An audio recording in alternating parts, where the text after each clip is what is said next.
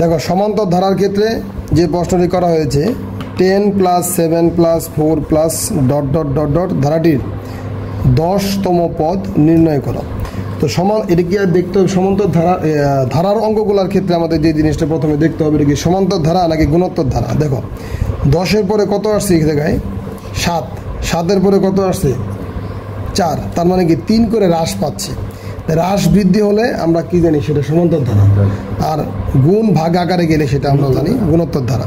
তো যেহেতু এই জায়গায় আমাদের মানে বিয়োগ আকারে গেছে নাকি 3 করে হ্রাস পাইতেছে, মানে বিয়োগ হইতেছে, 10-এর থেকে 3 বাদ দিলে 7-এর থেকে 3 বাদ দিলে একটা সমান্তর ধারা।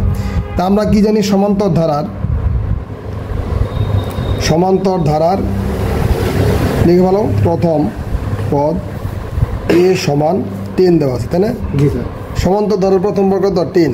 তো সমান্তর ধারার সাধারণ কি বলছি সাধারণ অন্তর দিতে হয়, আর গুণোত্তর ধারার ক্ষেত্রে দিতে হয় অনুপাত d সমান ওই যে এখানে আমাদের কি 7 আছে -10, তাহলে হইতেছে কত -3। ক্লিয়ার?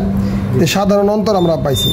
তো এখানে তোমরা বের করতে বলছি কি 10তম পদ নির্ণয় করো, দশম পদ অথবা দশম পদ বা 10তম পদ নির্ণয় করতে গেছি। আমরা কি জানি n-তম পদের সূত্র কি জানি, n-তম পদ সমান a + n-1 * d। এটা হচ্ছে n-তম পদের সূত্র। তাহলে 10তম পদের সূত্র কি হবে, 10তম পদ সমান a + শুধুমাত্র n এর জায়গায় কি দিয়ে দেবো আমরা 10 দিয়ে দেবো বাস। তাহলে a + 10 - 1 * d।